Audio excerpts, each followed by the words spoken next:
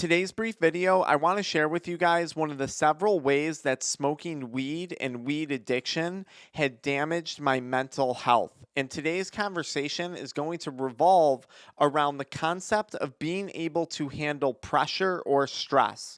The pressure that life places on us, the stressors that we face in our day-to-day lives. We damaged my ability to cope with those things. And in today's video, I'm going to tell you exactly how, and then I'm going to tell you the solution to that situation. If you're new to the channel, my name is Dr. Frank. I'm the founder of Addiction Mindset Recovery Coaching Programs, which are dedicated to helping people quit nicotine, THC, energy drinks, and adult media content, substances I struggled with. To learn more about our free and paid resources, check out the pinned comment, video description, or the link in my profile. Smoking weed damaged my ability to handle pressure. And one's ability to handle pressure or stress in life is a huge determining factor in that person's ability to achieve success.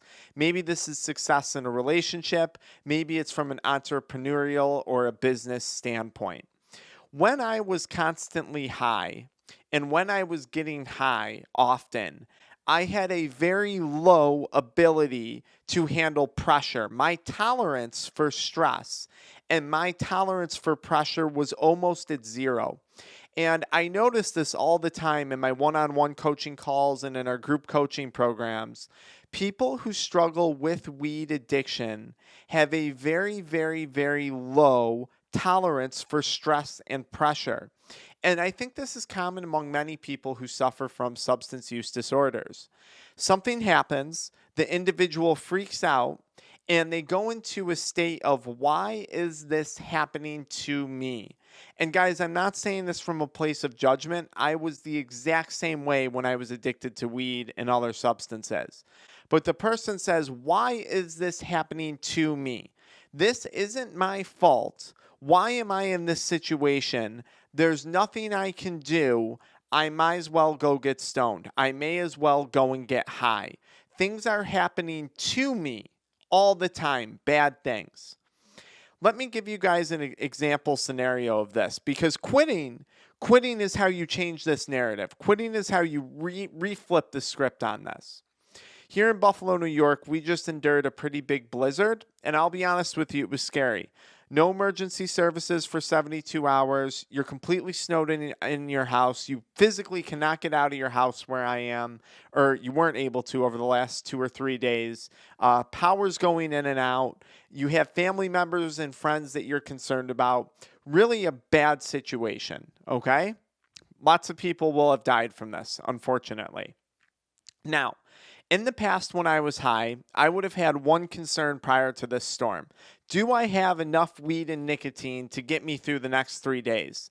And my level of preparedness would have been almost zero, okay? And one of the reasons why it would have been zero is because, one, when you're high, you're not thinking ahead of time usually. Two, when you're high and you're addicted to a drug, that's the only thing you're concerned about. How am I going to maintain my drug supply? How am I going to get through this storm with my drug? All right, now fast forward, sobriety going on now. It's going to be 7 years sober from smoking weed. I approached the storm very, very differently. Instead of, why is this storm happening to me? It's, what can I do to try and control this situation before bad things happen? And a series of things occurred. Getting a generator. That way you have power if the power goes out. Having a vehicle that has 4x4 drive. Having a backup sump pump for when all the snow melts so you don't flood. Having a backup fridge. Having a backup freezer fully stocked with food. There's a series of actions that I've been able to take throughout my sobriety process to be prepared for when life throws stressful situations or throws situations that are going to put me under a certain degree of pressure my way. There's certain behaviors that you can take today that are going to impact your ability to handle life's pressures tomorrow. And smoking weed, the problem with it is it becomes a coping mechanism. So how do you cope with a bad storm when you're under the influence of weed addiction? I'm talking about weed addiction. You smoke and you smoke and you smoke. And now you don't have a generator. You don't have a backup sump pump. You haven't been able to afford that stuff because you've been spending the money on other things, other harmful substances.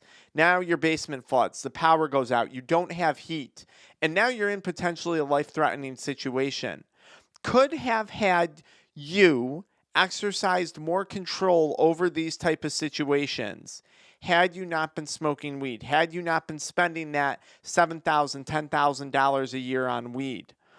My ability to handle the pressure that life has thrown at me over the last few days is at a significantly higher tolerance than it once was because I have had not been smoking weed, because I have not been using that money poorly, because I have my physical health.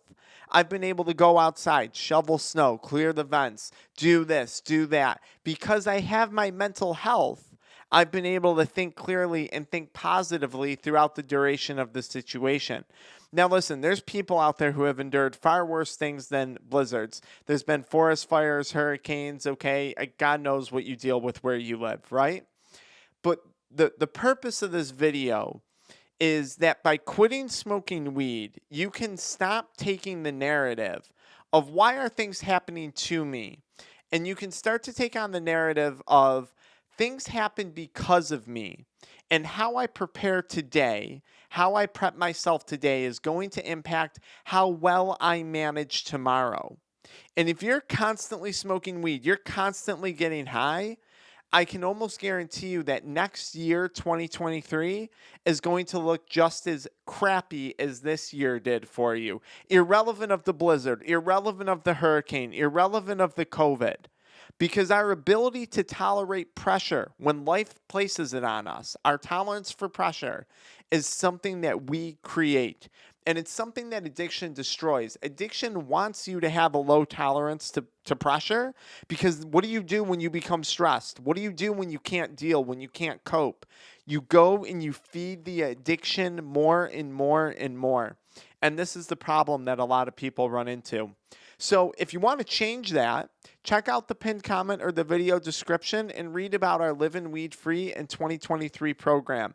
If you can't afford the program, download our free content. The Foundational Pillars to Recovery, the free workbook on quitting smoking, and the 7-step guide to quitting smoking weed are all free.